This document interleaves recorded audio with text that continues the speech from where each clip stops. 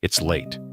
Your phone is the only light in the room. You're scrolling without purpose, half bored, half restless, when something stops your thumb. A jacket, clean lines, perfect color, $200. You pause for a moment. You don't need it. You tell yourself you'll come back tomorrow. Then you notice the button. 4 payments. $50 today. 0 interest.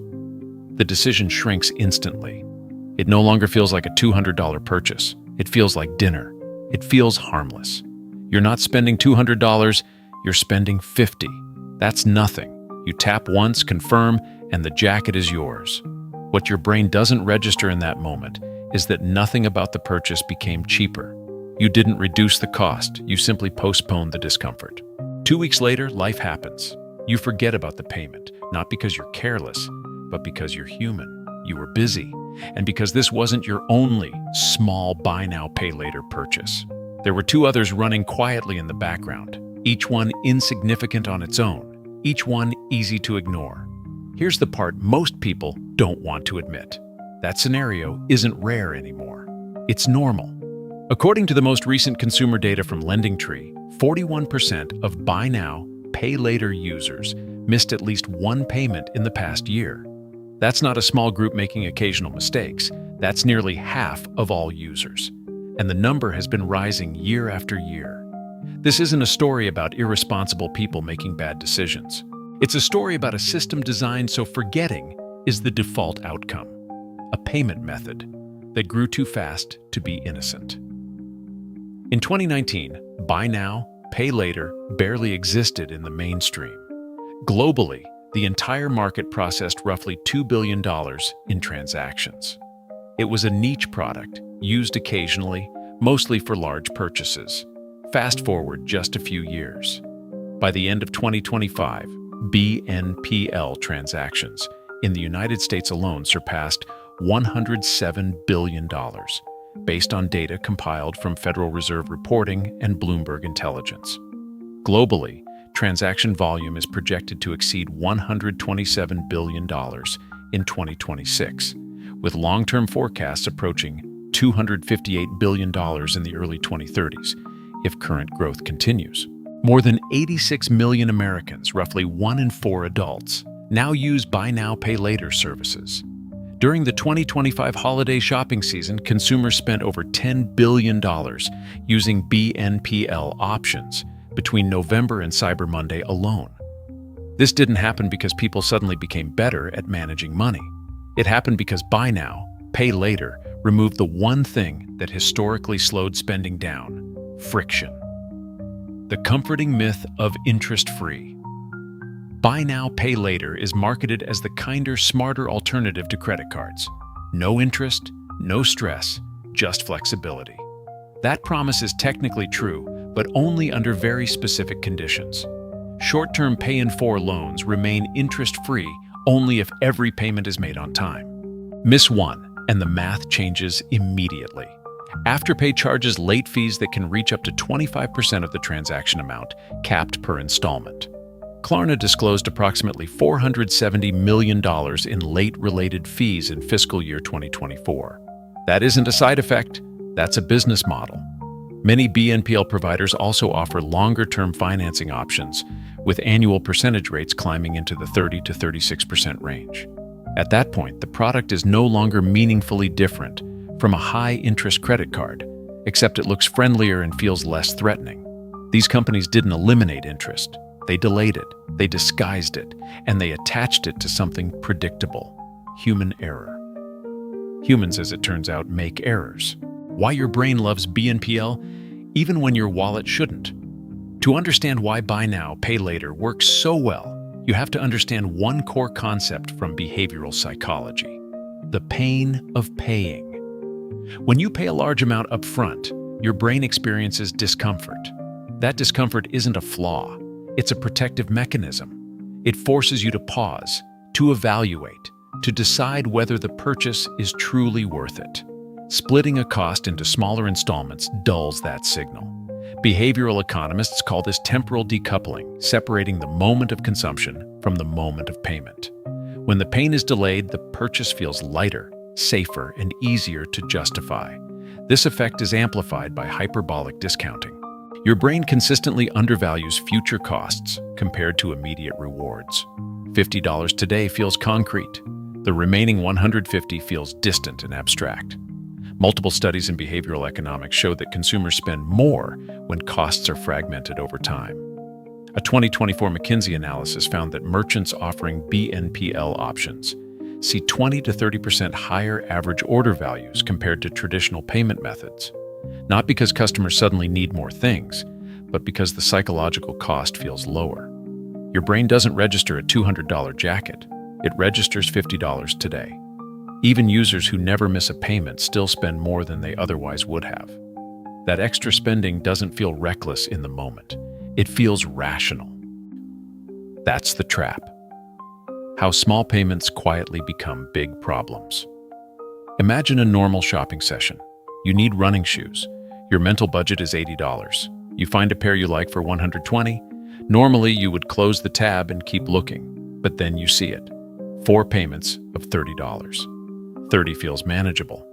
While you're checking out, you notice socks, another $10 today, then shorts, $15 today. You leave the site having committed to $220 instead of $80, but only $55 left your account. Here's the math most people never stop to calculate. That $55 today is a $220 obligation over the next several weeks. If you earn $25 an hour, that's nearly 9 hours of future labor already spoken for, without feeling like a major decision was made. Multiply that behavior across months. According to data from the Consumer Financial Protection Bureau, more than 60% of BNPL users have multiple loans active at the same time, and nearly 1 in 4 carries 3 or more simultaneously. Each payment feels harmless in isolation. Together, they form a web that's easy to lose track of. This is mental accounting fragmentation. Your brain doesn't track one debt. It tracks dozens of small obligations scattered across calendars, emails, and apps. Nothing feels large enough to demand attention until it does. When financing groceries becomes normal, something has broken. Originally, buy now, pay later, was designed for large, infrequent purchases: electronics, furniture, travel. Today, that boundary has collapsed. Recent consumer surveys show that roughly 25% of BNPL users now finance groceries, a sharp increase from just a year earlier. Among Gen Z users, nearly 1/3 have used BNPL for supermarket purchases.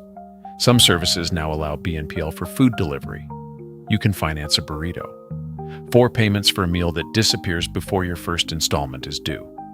This is a line most people don't realize has been crossed. When debt is used for necessities, it stops being a convenience tool.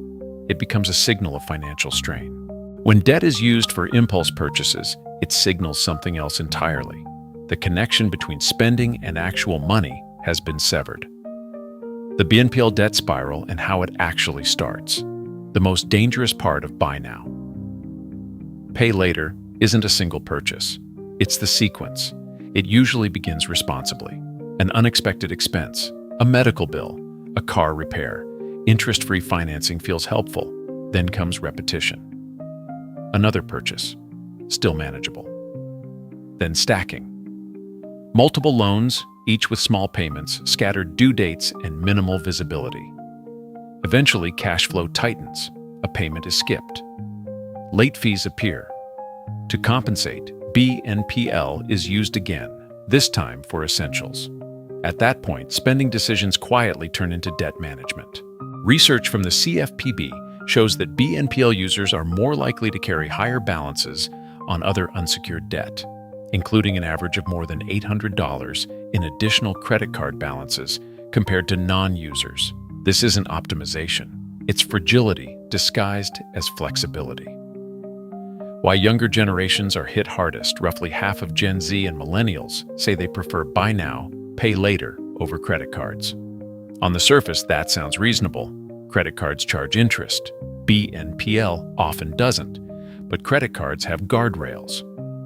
Credit checks, spending limits, unified monthly statements, strong consumer protections. BNPL removes most of those barriers. Approval is instant, limits are unclear, payments are scattered across the calendar. Until very recently, regulatory oversight was minimal. What this trains is not financial skill. It trains financial dependency.